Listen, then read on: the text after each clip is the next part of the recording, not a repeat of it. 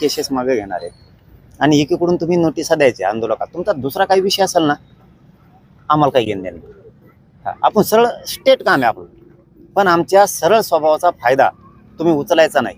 कारण तुम्ही आंतरवालीतल्या आंदोलकांना जर नोटिसा देणार असले आणि त्यांच्या पाठीमागं असं लागणार असले, मी सोडणार नाही फडणवीस, मी सोडणार नाही. कारण तुम्ही एकीकडून म्हणायचे गुन्हे मागं घेतो आणि दुसरीकडून एक गुन्हा वाढवायचा.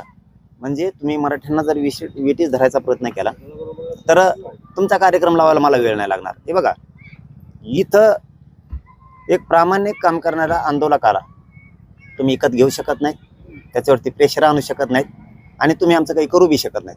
फक्त आम्हाला त्या वाटावर जायचं नाही. फडणवीस साहेब ध्यानात ठेवा की मला त्या वाटावर जायचं नाही.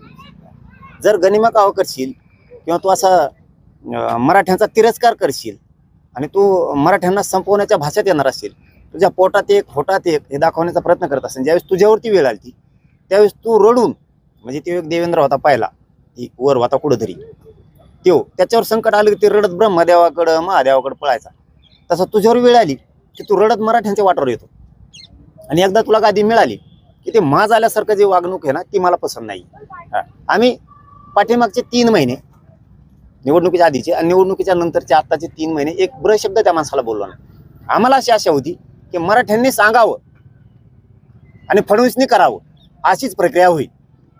ही आमची भोडी भावना आहे गरिबांची.